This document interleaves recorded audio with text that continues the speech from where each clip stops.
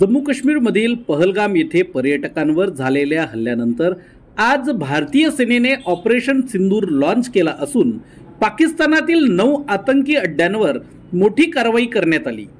या दरम्यान भारत सरकारने 9 आतंकी अड्डे उद्ध्वस्त केले व भारतीय सैन्याला मोठे यश प्राप्त झाले आहे। पाकिस्तानात सध्या अफरातफरीचे वातावरण निर्माण झाले असून पाकिस्तानी शहरात दिवाळीचे फटाके फुटले आहेत अशा पोस्ट सोशल मीडियावर मोठ्या प्रमाणावर व्हायरल होत आहेत।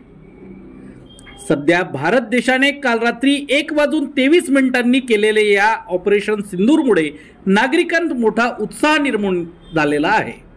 आता गाडीवर मोबाईल नंबर नाही तर इमर्जन्सी QR कोड वापरा, जे तुम्हाला अडचणीच्या वेळी साथ देईल।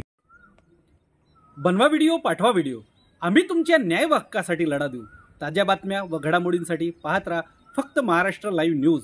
आजच आमच्या चॅनलला सबस्क्राईब करा, शेअर करा, कमेंट करा आणि हो, बेल आयकॉन दबायला विसरू नका। जय महाराष्ट्र।